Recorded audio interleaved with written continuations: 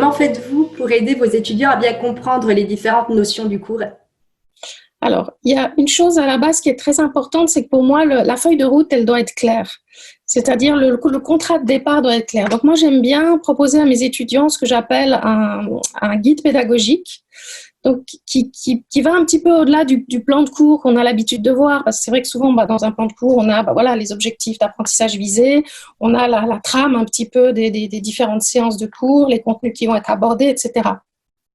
Le guide, moi, que je propose va un petit peu plus loin parce qu'évidemment, il propose ces différents éléments, mais il explicite aussi clairement la façon dont ils vont être accompagnés dans leurs apprentissages, puisque je le disais au début de notre entretien que finalement, c'est pas une évidence pour tous les étudiants. L'apprentissage en mode hybride ou à distance, ça demande quand même une certaine capacité d'autorégulation que les étudiants n'ont pas tous.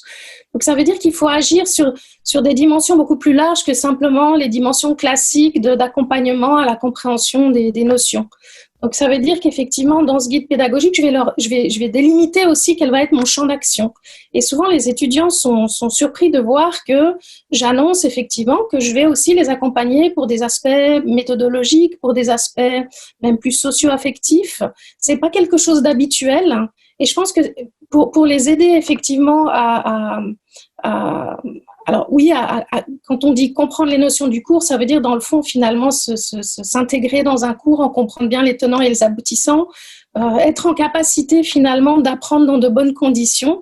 Ça veut dire qu'il faut aussi délimiter je veux dire un univers qui favorise justement ces apprentissages et ça passe aussi par ça. Après, une autre chose qui aide aussi à ancrer finalement un développement de connaissances plus en profondeur. J'aime bien le faire en proposant une activité que j'appelle l'activité glossaire, c'est-à-dire que au fur et à mesure finalement que des notions ou des concepts sont proposés dans le cadre du cours, j'invite les étudiants par groupe en général à choisir une notion qui les interpelle parce qu'ils la connaissent pas ou parce que ça leur paraît intéressant ou parce que justement ils la connaissent bien et qu'ils ont envie de la partager.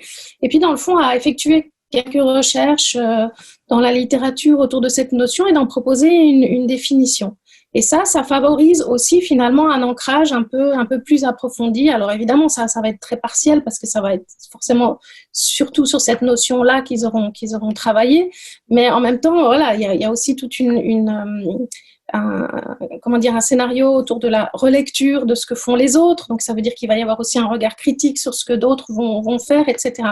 Donc, finalement, on est toujours sur la même idée que dans le fond, pour bien apprendre, il faut être mis en activité. Il faut avoir l'occasion de faire avec. Donc, c'est un petit peu ça que j'essaye de mettre en place et qui, j'espère en tout cas, favorise des connaissances qui soient durables.